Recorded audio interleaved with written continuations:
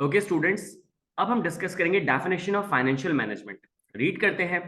लिखा है financial management is the art and science of managing company's funds so that it can meet its goals and objectives. अगर इस definition को मैं देखूं तो यहाँ पे लिखा हुआ है कि फाइनेंशियल मैनेजमेंट में आप कंपनी के फंड्स को मैनेज कर रहे होते हो। अब यहाँ पे प्लीज हमेशा याद रखिएगा कि अगर आप कभी भी वर्ड सुनो मैनेज, तो ये एक ब्रॉड वर्ड होता है।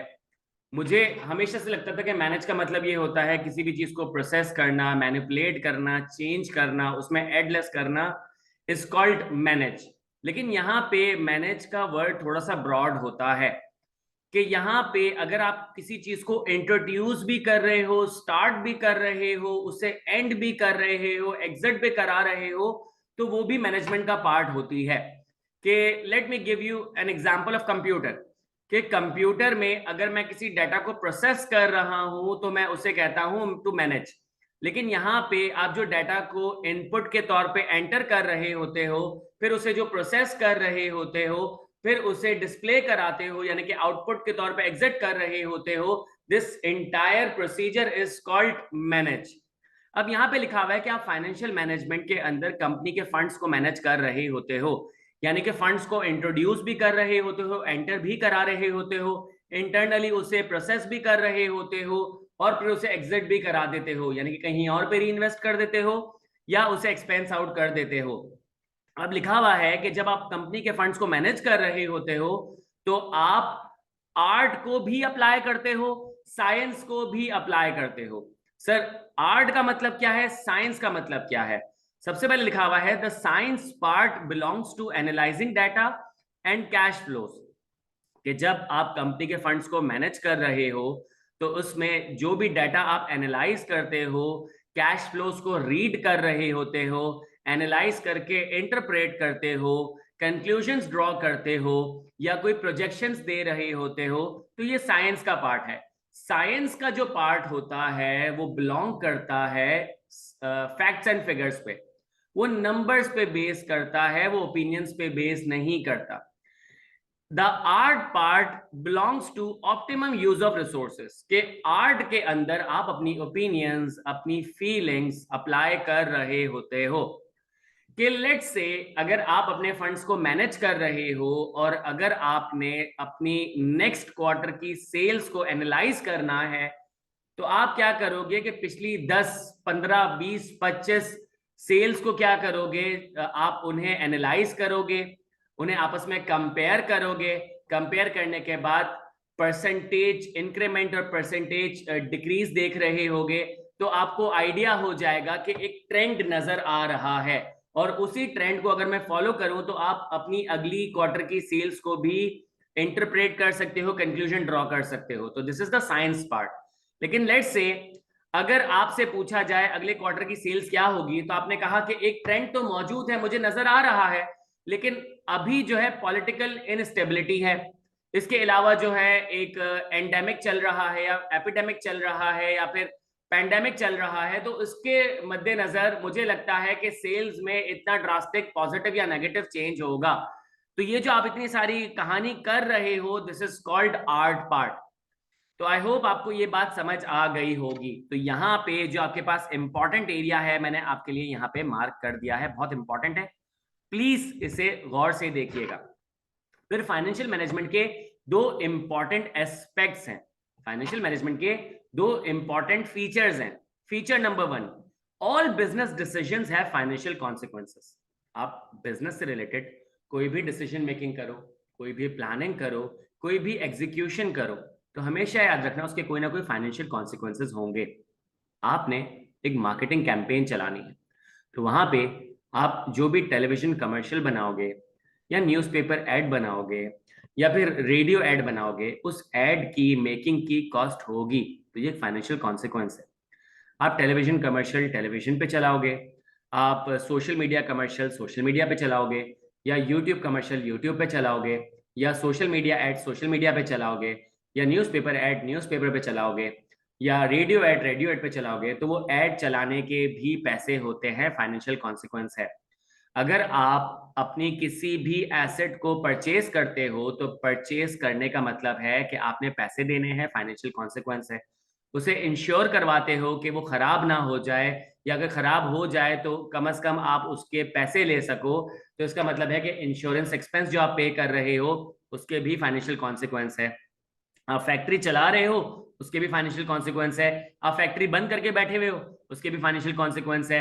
आप सिक्योरिटी बढ़ाते हो उसके भी फाइनेंशियल कॉन्सिक्वेंस है। सिक्योरिटी को कम कर लेते हो उसके भी फाइनेंशियल कॉन्सिक्वेंसेज हैं। नंबर ऑफ एम्प्लॉइज अगर आप हायर कर रहे हो तो उनको सैलरी दे रहे हो उसके भी फाइनेंशियल कॉन्सिक्वेंसेज हैं। नंबर ऑफ एम्प्लॉइज कम कर दो तो उनकी सैलरी कम हो जाएगी लेकिन आपकी प्रोडक्टिविटी कम हो जाएगी, आपका काम कम हो जाएगा, तो उसके भी फाइनेंशियल कॉन्सिक्वेंसेज हैं। फिर वो लोग जो छोड़ के भाग जाएंगे ओवरबर्डन होने की वजह से, तो आप नए एम्प्लॉयज ढूंढोगे तो उनको ढूंढने के भी फाइनेंशियल कॉन्सिक्वेंसेज होंगे। तो इसका मतलब ये है कि आप कोई भी बिजनेस ट्रांजैक्शन परफॉर्म करते हो, बिजनेस डिसीजन ले रहे होते हो, उनके फाइनेंशियल कॉन्सिक्वेंसेज होते हैं। हेंस हर डिपार्टमेंट को फाइनेंशियल मैनेजमेंट के साथ कनेक्ट होने की जरूरत है। ये बात याद रखिएगा कि आगे के जितने भी चैप्टर्स पढ़ेंगे ना टिल चैप्टर नंबर 9, वहां पे तमाम बिजनेस फंक्शंस आपस में कनेक्टेड होते हैं। कि फाइनेंस डिपार्टमेंट तमाम बिजनेसेस के साथ, बिजनेस फंक्शंस के साथ कनेक्टेड है। मार्केटिंग डिपार्टमेंट तमाम बिजनेस फंक्शंस के साथ कनेक्टेड है। आईटी डिपार्टमेंट सबके साथ कनेक्टेड है। ह्यूमन रिसोर्सेज सबके साथ कनेक्टेड है। तो यहाँ पे इंटरकनेक्टिविटी आपको हर चैप्टर पे नजर आएगी। यहाँ पे नजर आ गई आपको फाइनेंशियल मैनेजमेंट की इंटरकनेक्टिविटी। तो ये एक बहुत इंपॉर्टेंट बात है, आपने इसे पढ़ लेना है। अब यहाँ पे जब मैं इस लेक्चर को स्पेशली रिकॉर्ड कर रहा हूं तो मैं आप लोगों से देखिए रिक्वेस्ट कर रहा हूं कि ये जो पूरा पार्ट है अगर मैंने आपको नहीं पढ़ाया तो क्या आप छोड़ दोगे? मैं आपको टाइम एंड अगेन कह रहा हूं, पहले पेज की पहली लाइन से लेके आखिरी पेज की आखिरी लाइन, आखिरी वर्ड तक आपने एक एक चीज पढ़नी है। बीच में जितनी भी एग्जांपल्स हैं, जितने भी ग्राफ्स हैं, जितने भी चार्ट्स हैं, जितने भी टेबल्स हैं, आपने सब रीड करने हैं। कि एमसीक्यू में किसी भी कोने से कोई बात आ गई, आपको लेट सपोज पता था कि कहां मौजूद है लेकिन रीड नहीं किया था ना, रिग्रेट करोगे। सही है? तो यहां पे आप लोग रीड कर लीजिएगा, नहीं समझ आता तो मैं मौजूद हूं, मुझसे ग्रुप में पूछ लीजिएगा। सही है, आगे बढ़ते हैं। अब दूसरा एस्पेक्ट, मैंने आपको कहा था दो एस्पेक्ट है फाइनेंशियल मैनेजमेंट के। एक मैंने आपको बता दिया कि हर बिजनेस डिसीजन का फाइनेंशियल कॉन्सिक्वेंस होता है। An important aspect of financial management is the choice of financing method for a company's asset. देखें, आपने अपनी कंपनी, अपने बिजनेस के लिए जब भी एसेट को फाइनेंस करना होता है, यानी कि आपने एसेट जब भी परचेज करना होता है तो आपके पास ऑप्शंस होते हैं कि आप उसे अपने पैसों से परचेज कर सकते हो, आप उसे उधार के पैसों से परचेज कर सकते हो, आप उसे डायरेक्ट लीज करा सकते हो, या आप रिटेन अर्निंग को यूज कर सकते हो। बहुत सारे आपके पास मेथड मौजूद हैं to finance the asset of the company. अब यहां पे आपके पास चॉइस मौजूद है कि किस मेथड को आप चूज करोगे, किस फाइनेंसिंग मेथड को आप चूज करोगे कंपनी के एसेट को फाइनेंस करने के लिए। तो यहां पे ये जो चॉइस आपके पास मौजूद है, वो चॉइस क्या करती है, इन्फ्लुएंस कर रही होती है कैपिटल स्ट्रक्चर को। और मैंने आपको बताया था कि जब भी कैपिटल स्ट्रक्चर इन्फ्लुएंस होगा तो उसकी एफिशिएंसी में फर्क आएगा। लेट सपोज आपकी कंपनी ने बेहतरीन एक एफिशिएंट कैपिटल स्ट्रक्चर बना लिया है जिसमें डेट फाइनेंसिंग और इक्विटी फाइनेंसिंग बैलेंस्ड है, जिसमें शॉर्ट टर्म फाइनेंस और लॉन्ग टर्म फाइनेंस बैलेंस्ड है, जिसमें लिक्विडिटी बैलेंस्ड है। अब हुआ ये कि आपके पास एक और डिसीजन आ गया कि आपने कुछ परचेज करना है। परचेज करने का मतलब ये है कि अब आपने इस कैपिटल स्ट्रक्चर को थोड़ा हिलाना है। तो जब आप हिलाओगे तो आपने वो डिसीजन लेना है कि एफिशिएंट कैपिटल स्ट्रक्चर एफिशिएंट ही रहे। ऐसा ना हो कि आपके पास लॉन्ग टर्म फाइनेंस बहुत ज्यादा बढ़ जाए, या शॉर्ट टर्म फाइनेंस बहुत ज्यादा बढ़ जाए, या डेट फाइनेंसिंग ज्यादा बढ़ जाए, या इक्विटी फाइनेंसिंग ज्यादा बढ़ जाए और आपका बैलेंस जो है वो आउट हो जाए। तो ये बहुत ही क्रिटिकल, बहुत ही क्रूशियल चीज है और ये बहुत ही पर्सनल चीज है। ये बिजनेस टू बिजनेस वेरी कर रही होती है, ये बिजनेस टू बिजनेस वेरी कर रही होती है कि लेट्स सपोज अगर मैं कोई एसेट बाय कर रहा हूं कैश के थ्रू तो शायद मेरे लिए वो डिसीजन सही हो, आपके बिजनेस के लिए सही नहीं होगा, या वाइस वर्सा। तो ये चीज जरा समझने की है। तो अगेन यहाँ पे तीन चीजें लिखी हुई है कि यहाँ पे आपने सुटेबल बैलेंस क्रिएट करना है between short term and long term finance. अब सर बता ही दे कि शॉर्ट टर्म फाइनेंस का एक advantage disadvantage, long term finance का एक लॉन्ग टर्म फाइनेंस का एडवांटेज और डिसएडवांटेज, जिसकी वजह से हम बैलेंस क्रिएट कर रहे होते हैं। अज्यूम करो कि अगर तुमने तमाम शॉर्ट टर्म फाइनेंसिंग की हुई है तो इसका मतलब ये है इंटरेस्ट तुम्हें एक ही दफा देना पड़ेगा क्योंकि वो 1 साल का लोन है। और फिर उसके बाद जो प्रिंसिपल अमाउंट है ना वो सारी एक ही साल में खड़ी हो जाएंगी। लेट सपोज एक लोन आपने 6 महीने का लिया था, एक 7, एक 8, एक 9, एक 10 और एक 11 महीने का लोन लिया हुआ था। तो इसका मतलब ये है कि इस फाइनेंशियल ईयर में आपके पास रीपेमेंट ऑफ लोन की लाइन पड़ी हुई होगी, आपकी लिक्विडिटी कॉम्प्रोमाइज हो जाएगी। लॉन्ग टर्म लोन अगर सारे ले लेते हो तो उसमें ये होगा कि कोई लोन आपने 10 साल बाद पे करना है, कोई 5 साल बाद, कोई 3 साल बाद, कोई 2 साल बाद, कोई 6 साल बाद। अब इसका मतलब ये है कि इन सब के इंटरेस्ट आप पे करोगे, तो आपके पास एक बड़ा अच्छा खासा एक्सपेंस की अमाउंट हर साल जो है ना बन रही होगी इंटरेस्ट एक्सपेंस की। तो यहाँ पे आपने एक बैलेंस क्रिएट करना है, ठीक है। इसके बाद लिखा हुआ है suitable balance between equity and debt finance. Equity में लिखा हुआ है funds raised through the sale of ownership in the business. जब आप ओनरशिप किसी भी फॉर्म में सेल कर देते हो, पार्टनरशिप दे देते हो या फिर आप शेयर्स दे देते हो, तो इसका मतलब यह है कि आप इक्विटी फाइनेंस कर रहे हो। जब तक बिजनेस बंद नहीं हो जाता आपने पैसे वापस नहीं करने, और दूसरा कोई इंटरेस्ट वगैरह पे नहीं करना। या आप डेट फाइनेंसिंग कर सकते हो, उसका मतलब है कि उधार ले सकते हो। उधार का मतलब यह है कि कभी ना कभी पैसे वापस करने होंगे, और जब तक पैसे वापस नहीं कर रहे इंटरेस्ट पे करना होगा। तो उसका भी एक बैलेंस होना चाहिए, और डेट फाइनेंसिंग को बुरा नहीं समझना चाहिए। अगर इंटरेस्ट के पॉइंट ऑफ व्यू से बुरा समझ रहे हो तो आई एम विद यू, लेकिन as a source of finance आप इसको बुरा नहीं समझ सकते कि डेट फाइनेंसिंग से आप अपने बिजनेस को बहुत स्पीड में रैपिडली क्या कर सकते हो, उसको एक्सपेंड कर सकते हो। कैसे, मैंने आपको कहा था, मैं आपको बाद में बताऊंगा। तो ये भी बहुत इंपॉर्टेंट बात है, प्लीज इसको भी जरा देख लीजिएगा, एमसीक्यू उसके लिए बहुत इंपॉर्टेंट है। इसको मैं हाईलाइट कर रहा हूं, तो इसमें ये तो आपने रीड करना ही है। अब यहां पे लिखा हुआ है रोल ऑफ फाइनेंशियल मैनेजमेंट। अब जो फाइनेंशियल मैनेजमेंट का रोल क्या है, फाइनेंशियल मैनेजर का रोल क्या है, यहां पे अगर आप इस पैराग्राफ को पढ़ते हो ना, पैराग्राफ नंबर 1 को, तो आपको लगेगा आप ऐसे पढ़ रहे हो कि in today's fast paced global economy managing a companies finance is more complex then ever. कि आज के इस तेज तरीन दौर में आपके पास जो फाइनेंशियल मैनेजमेंट का जो रोल है वो बहुत कॉम्प्लेक्स हो गया है। पहले के वक्तों में सिंपल हुआ करता था, मुंशी बन के 4 काम करने होते थे, डेबिट क्रेडिट वाले, आपके पास फाइनेंस हो जाती थी। अब ऐसा नहीं है। फाइनेंशियल मैनेजर्स ने क्या करना होता है, ट्रेडिशनल एक्टिविटीज तो परफॉर्म करनी है कि फाइनेंशियल प्लानिंग करनी है, सही है, पैसे को इन्वेस्ट करना है, फंड्स को रेज करना है, लेकिन ये सिर्फ उसकी जॉब का पार्ट है। पहले के वक्तों में फाइनेंशियल मैनेजर्स नंबर क्रंचर्स हुआ करते थे, वो सिर्फ नंबर्स नंबर्स नंबर्स में खेला करते थे, डेबिट क्रेडिट खेला करते थे। लेकिन अब ऐसा नहीं है। अब उन्होंने रिलेशनशिप मैनेजमेंट पे काम करना है, पर्सनल मैनेजमेंट पे काम करना है, ह्यूमन रिसोर्स पे काम करना है, टेक्नोलॉजी पे काम करना है, एक्सपेंशन पे काम करना है, मोटिवेशन पे काम करना है, लीडरशिप पे काम करना है। उन्होंने आर्ट पार्ट को अप्लाई करना है, क्रिएटिविटी लानी है। तो ये सारी चीज उसको करनी पड़ेगी। कि यहाँ पे लिखा हुआ है कि as a part of the top management team chief financial officers need a broad understanding of their company's business and industry as well as leadership ability and creativity. ये सब इसने परफॉर्म करना है, यानी कि नंबर्स भी क्रंच करने हैं, साथ ही साथ उसने पीपल मैनेजमेंट पे काम करना है, उसने उसने क्रिएटिविटी पे काम करना है, लीडरशिप पे काम करना है, उसे अपनी इंडस्ट्री के बारे में, अपने बिजनेस के बारे में पता होना चाहिए, इकोनॉमी के बारे में पता होना चाहिए, टेक्नोलॉजी के बारे में पता होना चाहिए, पॉलिटिक्स के बारे में पता होना चाहिए, बहुत सारी चीजों के बारे में उसे पता होना चाहिए कि कल को वो अपनी कंपनी को रिप्रेजेंट करे तो पता चलेगा इसका फाइनेंशियल मैनेजर बेहतरीन है, सही है। फिर लिखा हुआ है they must never lose sight of primary goal of the financial manager. Financial manager ने अपना जो प्राइमरी गोल है ना उसकी तरफ से नजर नहीं हटाने, that is to maximise share holders value and to optimise capital structure. उसने शेयर होल्डर्स की वैल्यू को भी मैक्सिमाइज करना है, एक ऑप्टिमल कैपिटल स्ट्रक्चर को लेके चलना है। Optimal capital structure once set can always change, हमेशा चेंज हो सकता है भाई। एक दफा सेट कर दिया, पत्थर की लकीर थोड़ी है, आप फिर कुछ परचेज करोगे, आपको फिर पैसों की जरूरत पड़ेगी तो फिर वो शेक कर जाएगा। तो आपने एक ब्लेंड बनाना है। फॉर एग्जाम्पल, अच्छा यहाँ पे जो इंपॉर्टेंट लाइनें हैं ना वो मैं आपको जरा मार्क करा दूं, ये आपके लिए एमसीक्यूज के लिए पूरा इंपॉर्टेंट है, तो यहां मैं इसको मार्क कर रहा हूं। लेकिन इसमें जो इंपॉर्टेंट बात है वो ये है कि जो ट्रेडिशनल एक्टिविटीज हुआ करती थी वो फाइनेंशियल प्लानिंग, इन्वेस्टिंग मनीज और रेजिंग फंड्स हुआ करती थी, लेकिन अब वो सिर्फ उसके जॉब का पार्ट है। अब उसने लीडरशिप, क्रिएटिविटी और बिजनेस इनसाइट या इंडस्ट्री इनसाइट भी रखनी होती है, और उसने अपनी नजर नहीं हटानी प्राइमरी गोल पे से।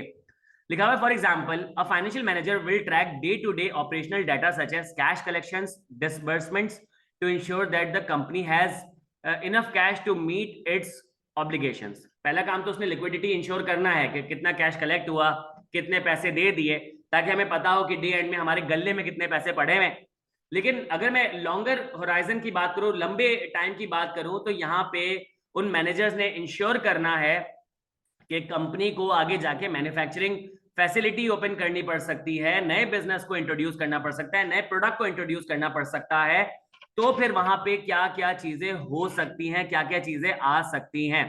तो मैनेजर्स को सजेस्ट करना पड़ेगा कि किस तरीके से आपने अपने प्रोजेक्ट को फाइनेंस करना है, किस तरीके से फंड्स को रेज करना है, सारी चीजों को किस तरीके से मॉनिटर करना है, प्रोजेक्ट को किस तरीके से इंप्लीमेंट करना है, ऑपरेशंस को किस तरीके से परफॉर्म करना है, रिस्क को किस तरीके से आइडेंटिफाई करना है, रिस्क को किस तरीके से मिनिमाइज करना है, और रिस्क को किस तरीके से मॉनिटर करना है। तो ये सारी चीजें कौन कर रहा होता है? फाइनेंशियल मैनेजर कर रहा होता है। इंपॉर्टेंट बात नहीं छोड़वा दी।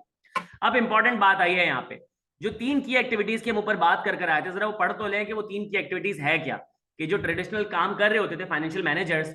Number 1 financial planning, number 2 investment, number 3 financing.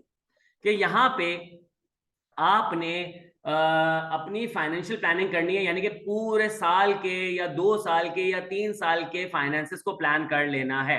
और मैंने आपको बताया था कि फाइनेंसेस का मतलब इनफ्लो भी होता है, आउटफ्लो भी होता है। इनफ्लो का मतलब क्या कि मेरा प्रोजेक्टेड रेवेन्यू क्या है अगले 6 महीने का, अगले 1 साल का, अगले 2 साल का, अगले 3 साल का। तो यहाँ पे 6 महीने का मतलब यह है कि ऑपरेशनल रेवेन्यू की बात कर रहा हूँ। 1 साल 2 साल का मतलब ये हो गया कि मैं अपनी टैक्टिकल रेवेन्यूज की बात कर रहा हूँ, स्ट्रेटेजिक रेवेन्यूज की बात कर रहा हूँ। तो मुझे प्रोजेक्ट करना होगा, एक नंबर मेरे माइंड में होना चाहिए, 19-20 हो सकता है। एक्सपेंडिचर को मुझे क्या करना है? प्लान करना है कि आगे खर्चे कितने आने वाले हैं, पहले से ही मुझे प्लान कर लेना है।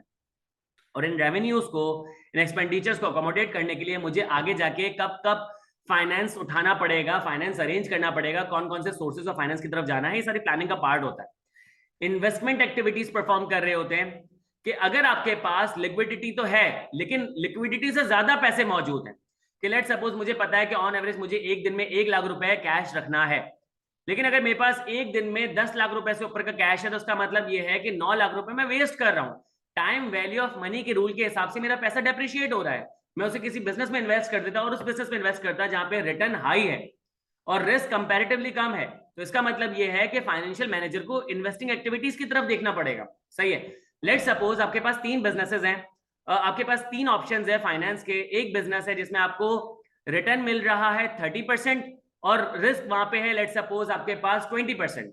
एक जगह आपको रिटर्न मिल रहा है 40%, रिस्क वहां पे है 25%। एक जगह आपको रिटर्न मिल रहा है 60%, रिस्क वहां पे है 30%। अब लास्ट वाले में रिस्क सबसे हाई है, 30% है, दूसरे वाले में 25 था और तीसरे वाले में आपके पास 20 था। लेकिन यहाँ पे रिस्क हाई है तो रिवॉर्ड भी क्या है? 2 टाइम्स है, कि रिस्क का डबल रिवॉर्ड है। तो मैं क्या करूंगा? इन्वेस्ट करूंगा तीसरे बिजनेस की तरफ। तो ये कौन सोचेगा? फाइनेंशियल मैनेजर सोचेगा। फाइनेंसिंग, कि अगर आपने फंड्स रेज करना है तो आपने किस सोर्स ऑफ फाइनेंस की तरफ जाना है? आपने डेट फाइनेंस की तरफ जाना है, आपने इक्विटी फाइनेंस की तरफ जाना है। तो ये भी डिसीजन कौन ले रहा होता है? ये डिसीजन भी फाइनेंशियल मैनेजर कर रहा होता है। जब भी ये 3 डिसीजंस ले रहा होता है, 3 एक्टिविटीज परफॉर्म कर रहा होता है ना, याद रखना बैक ऑफ देयर माइंड्स हमेशा उनकी कोशिश होती है कि वो शेयर होल्डर्स की वैल्यू को मैक्सिमाइज कर लें और एक ऑप्टिमल कैपिटल स्ट्रक्चर को क्रिएट करें। सही है। आई होप ये बात भी आपको समझ आ गई होगी। अब आपके पास लिखा हुआ है sources of finance. Sources of finance को स्टार्ट करने से पहले मेरा एक सवाल आप लोगों से कि हम फंड्स क्यों रेज करते हैं? क्या जरूरत है फंड्स रेज करने की? नहीं करते, कोई टेंशन नहीं है। कुछ वजूहात होती है जिनकी वजह से हम फंड्स रेज करते हैं। नंबर 1 कि हम फंड्स इसलिए रेज करते हैं कि हमने क्या करना होता है? अपने बिजनेस को एक्सपेंड करना होता है इनटू न्यू मार्केट्स और इनटू न्यू लोकेशंस। कि अगर मुझे अपने कोई नया प्रोडक्ट लॉन्च करना है या लेट्स सपोज किसी नई लोकेशन पे बिजनेस स्टार्ट करना है, किसी नई मार्केट को एक्सप्लोर करना है, तो मुझे पैसों की जरूरत पड़ेगी। इसकी एग्जांपल मैं आपको देता हूं। आपने रिसर्च एंड डेवलपमेंट के लिए इन्वेस्टमेंट चाहिए आपको, तो फिर यहाँ पे भी आप क्या करोगे? सोर्सेज ऑफ फाइनेंस की तरफ जाओगे। रिसर्च एंड डेवलपमेंट में पैसों की जरूरत पड़ती है, उस पर बात करते हैं। और last but not the least, आपने स्पेंड करना होता है उन कैंपेन्स में जो कि डील कर रही होती है कॉम्पिटिटिव मार्केट में। देखो, आप बिजनेस में अकेले नहीं हो, आपके कॉम्पिटिटर्स मौजूद है। अगर आपके कॉम्पिटिटर्स ने कोई ऐसी कैंपेन चला दी कि जिसको काउंटर करने के लिए आपको पैसों की जरूरत है, तो आपको फंड्स चाहिए होंगे। अब तीनों की एक एक एग्जांपल देता हूं। सवाल कि मुझे फंड्स की जरूरत क्यों है? जवाब नंबर 1 कि अगर मुझे बिजनेस एक्सपेंड करना होगा तो मुझे फंड्स की जरूरत होगी। लेट सपोज एग्जांपल दे रहा हूं, आपका एक फ्राइज का कार्ड मौजूद है, 1 लाख रुपए की उसकी वैल्यू है। ठीक है, 1 लाख रुपए का आपके पास फ्राइज का कार्ड मौजूद है और आपने क्या किया कि आप पर मंथ 50,000 रुपए कमा रहे होते हो, तो साल के आपके 6 लाख रुपए का प्रॉफिट बना। आपके घर का जो एक्सपेंस है वो 50,000 रुपए पर मंथ ही, तो उसका मतलब ये जो कमाते होगे घर पे ले जाते होगे, तो 1 साल के बाद आपके बिजनेस की वैल्यू 1 लाख रुपए ही रही, बिजनेस में कोई भी एक्सपेंशन नहीं हुई, शेयर होल्डर की वैल्यू मैक्सिमाइज नहीं हुई, ओनर की वैल्यू मैक्सिमाइज नहीं हुई। दूसरे साल भी ये हुआ, तीसरे साल भी हुआ, आपने बोला यार बहुत जो है ना मसला हो गया कि मैं ग्रो ही नहीं कर पा रहा, इन्फ्लेशन बढ़ रही है, मसले मसाइल बढ़ रहे हैं। फिर आपको एक अपॉर्चुनिटी नजर आई, आपकी जो पीछे दुकान थी वो बंद हो गई, अब वो सेल पे। आपने मालूम किया तो पता चला कि वो दुकान जो है 10 लाख रुपए की। आपने अलग का नाम लिया और आपने जाके लोन उठा लिया, इंटरेस्ट फ्री लोन उठा लिया, सही है। इंटरेस्ट फ्री आपने लोन उठाया और वो लोन था 10 लाख रुपए का, सही है। आपने 10 लाख रुपए से वो दुकान परचेज की और आपने क्या किया, उसमें कुछ सामान वगैरह डलवा दिया। लेट्स सपोज आपने 12 लाख का लोन उठाया, 10 लाख की दुकान खरीदी, 2 लाख का सामान डलवा दिया और आपने बिजनेस स्टार्ट कर दिया। आपने वहां पे बर्गर बेचना शुरू कर दिया, फास्ट फूड बेचना पूरा शुरू कर दिया। और फिर ये हुआ कि आपको जो पर मंथ प्रॉफिट है ना, अब लेट्स सपोज आपका पर मंथ जो प्रॉफिट है वो हो गया 50,000 की जगह हो गया 1 लाख रुपए का। अब जब 1 लाख का आपका प्रॉफिट हुआ तो इसका मतलब ये है कि 1 लाख का नहीं हुआ, 1.5 लाख का हो गया, प्राइस का भी तो 50 का था। तो इसका मतलब ये है कि ईयर एंड पे आपके 18 लाख रुपए बन रहे होंगे। 18 लाख में से आपकी जो अपनी रिक्वायरमेंट है, लेट सपोज आपकी जो अपनी रिक्वायरमेंट है 6 लाख रुपए की, वो आप घर पे ले गए, 12 लाख रुपए बचे। अब 12 लाख रुपए में से आपने क्या किया कि अपने जो प्रिंसिपल अमाउंट है 6 लाख रुपए वापस कर दी और 6 लाख रुपए आपने सिक्योरिटी के तौर पे रख दिए। अगले साल आपने फिर 6 लाख रुपए वापस कर दिए और आपका इंटरेस्ट रिटर्न हो गया और आपका सॉरी आपकी प्रिंसिपल अमाउंट आपने वापस कर दी। अब पहले आपका बिजनेस था 2 लाख रुपए का, 1 लाख रुपए का, और अब आपके पास 12 लाख रुपए का भी बिजनेस आ गया, तो टोटल आपके बिजनेस की वैल्यू के 13 लाख रुपए आप एक्सपेंड कर गए। तो समटाइम्स आप एक्सटर्नल सोर्स ऑफ फाइनेंस की तरफ जाते हो अपने बिजनेस को एक्सपेंड करने के लिए, सही है। फिर इसके बाद आपके लिखा है research and development. Research and development sir इसकी क्यों जरूरत पड़ती है? आप एक बिजनेस लेके चल रहे हो, तो अगर आप एक ही जैसा प्रोडक्ट पूरी जिंदगी बनाओगे ना, तो कस्टमर जो है ना उसकी एक्सपेक्टेशन कहीं ना कहीं ना डिमिनिश होना शुरू हो जाएगी, उसकी एक्सपेक्टेशन बढ़ना शुरू हो जाएगी। आप उसको मीट नहीं कर पाओगे तो उनकी एक्सपेक्टेशन डिमिनिश करना शुरू हो जाएगी, वो डिसअपॉइंटेड हो जाएंगे, आपके बिजनेस को छोड़ देंगे। तो यहाँ पे कस्टमर को हुक करने के लिए, नए कस्टमर्स को लाने के लिए आपने नए से नया प्रोडक्ट बनाना होता है। तो फॉर दैट आपको रिसर्च एंड डेवलपमेंट करनी होगी। आप रिसर्च एंड डेवलपमेंट करने जाते हो तो आपको पता चलता है कि इसके तो बहुत सारे पैसे हैं। अगर लेट सपोज आप रिसर्च एंड डेवलपमेंट करने जाते हो, पता चलता है इसके तो 40 लाख रुपए लगेंगे, आपने 40 लाख का लोन लिया, रिसर्च एंड डेवलपमेंट स्टार्ट कर दी। जब आपने रिसर्च एंड डेवलपमेंट स्टार्ट कर दी तो होगा क्या, देखो सीक्वेंस चलेगी। रिसर्च एंड डेवलपमेंट स्टार्ट की, आपको कोई साइंटिफिक ब्रेक थ्रू अचीव हो गया, आपने उस साइंटिफिक ब्रेक थ्रू को इंप्लीमेंट किया अपनी प्रोडक्शन के अंदर। अब आपकी जो प्रोडक्शन है ना उसमें एफिशिएंसी और इफेक्टिवनेस बढ़ गई। मैंने आपको बताया था एफिशिएंसी का मतलब ये है कि अब कम टाइम में, कम कॉस्ट में, कम एफर्ट्स में ज्यादा काम हो रहा है, और इफेक्टिवनेस का मतलब ये है कि प्रोडक्ट की क्वालिटी बढ़ गई। अब जब कस्टमर के पास वो प्रोडक्ट पहुंचा तो यहाँ पे जो उसकी सेलिंग प्राइस है वो सेम थी, लेट्स सपोज 200 रुपए। पहले आपकी जो कॉस्ट लगती थी 100 रुपए लगती थी, लेकिन जब आपकी टाइम कॉस्ट और एफर्ट्स कम हो गई तो अब उसकी जो कॉस्ट है वो लेट्स सपोज हो गई 70 रुपए। तो इसका मतलब ये है कि पर यूनिट आपको पहले 100 रुपए का प्रॉफिट होता था, अब 130 रुपए का प्रॉफिट हो रहा है। पहला फायदा ये हो गया। दूसरा ये कि कस्टमर जब उस प्रोडक्ट को उठाता है तो देखता है इसकी क्वालिटी भी इंक्रीज हो गई है, तो कस्टमर सेटिस्फाई हो जाएगा, तो शायद एक की जगह 2 परचेज कर ले और 10 लोगों को जाके बताएगा, वो भी परचेज करेंगे, तो नंबर ऑफ प्रोडक्ट्स भी आपके ज्यादा सेल होंगे। तो आपको पर यूनिट भी प्रॉफिट बढ़ गया और क्वांटिटी में भी प्रॉफिट बढ़ गया। तो इसका मतलब यह है कि रिसर्च एंड डेवलपमेंट में जो आपने पैसे उठाए थे वो वापस कर दोगे और आपका बिजनेस जो है वो एक्सपेंड कर जाएगा, सही है। और to spend on campaigns to deal in a competitive market. Let suppose आपका एक एस्टैब्लिश्ड ब्रांड है, आपके 4 कंपेटिटर्स है, आप भी बिजनेस कर रहे हो, वो भी बिजनेस कर रहे हैं, आप भी स्ट्राइव कर रहे हो, वो भी स्ट्राइव कर रहे हैं, आप भी आइडियाज लगा रहे हो, वो भी आइडियाज लगा रहे हैं, तो there is a high chance कि कल को कोई कंपेटिटर बेहतरीन आइडिया मार्केट में लेकर आ जाए। वो मार्केट में लेकर आ गया तो जाहिर सी बात है जब वो आइडिया लेकर आया होगा तो वो फुली प्लानिंग के साथ लेकर आया होगा। कि लेट सपोज ने मार्केटिंग कैंपेन चलाई जिसमें उसने पूरे कराची के जो पूरे शहर के पूरे रोडों को भर दिया, बैनर्स से, बिल बोर्ड से, सबसे भर दिया। साथ ही साथ टेलीविजन कमर्शियल उसके आ रहे हैं, सोशल मीडिया पे एड्स उसकी आ रही हैं, इसके अलावा लोगों के वर्ड ऑफ माउथ आ रहे हैं, मतलब हर जगह उसी ब्रांड की वाहवाही हो गई। तो क्या आप हार मान जाओगे, आप मार्केट से चले जाओगे? नहीं सर, हम काउंटर करेंगे, पैसे का। लेट सपोज उसने कैंपेन में लगाए 25 लाख रुपए, तो आपने उस कैंपेन को काउंटर करना है तो आपको मल्टीप्लाई बाय 3 पैसे तो चाहिए होंगे। उसने 25 लाख की, आपको 75 लाख रुपए चाहिए होंगे, तो आप सोर्स ऑफ फाइनेंस एक्सटर्नल लोगे, आप क्या करोगे, उससे बेहतर कैंपेन ज्यादा बड़े लेवल पे आप लॉन्च करोगे और उसकी कैंपेन को विद इन अ मंथ और विद इन अ वीक क्या कर दोगे, ठंडा कर दोगे। तो इसलिए भी आपको पैसों की जरूरत पड़ती है। तो सोर्स ऑफ फाइनेंस की 3 जरूरत मैंने आपको बता दी। यहाँ पे लेक्चर एंड करूंगा दो चीजों से कि वैसे तो आपके पास बहुत सारे सोर्सेज ऑफ फाइनेंस है, आप बैंक से लोन ले सकते हो, आप नॉन बैंकिंग फाइनेंशियल इंस्टीट्यूशन से लोन ले सकते हो, आप जनरल पब्लिक को शेयर्स ऑफर करके उनसे पैसे लेकर शेयर्स इशू कर सकते हो, आप जनरल पब्लिक को डिबेंचर्स ऑफर करके उनसे पैसे लेके डिबेंचर्स इशू कर सकते हो। Sir what is debenture? जब आप किसी को ओनरशिप ऑफर कर रहे होते हो, आप उसको शेयर इशू करते हो। जब आप किसी को लैंडरशिप ऑफर कर रहे होते हैं, यानी कि उनको अपना लैंडर बना देते हो, उनसे उधार ले लेते हो, तो आप उनको क्या करते हो, डिबेंचर्स इशू कर देते हो। या आप जनरल पब्लिक को इनवाइट कर सकते हो कि वो जो अपना फिक्स्ड अकाउंट बैंक में खुलवाते हैं वो हमारे पास खुलवा ले, हम उन्हें ज्यादा इंटरेस्ट पे कर देंगे, उनके जो पैसे आएंगे हम बिजनेस में इन्वेस्ट कर देंगे। या लेट सपोज आप ये कर सकते हो कि अगर आपने एसेट परचेज करना है, आप अपने रिटेन अर्निंग से एसेट परचेज कर सकते हो, सोर्स ऑफ फाइनेंस। या सोर्स ऑफ फाइनेंस आपके पास ये भी तो मौजूद है कि अगर आपने कोई चीज प्रोड्यूस करनी है, आपने रॉ मटेरियल परचेज करना है, उधार पे परचेज कर लो।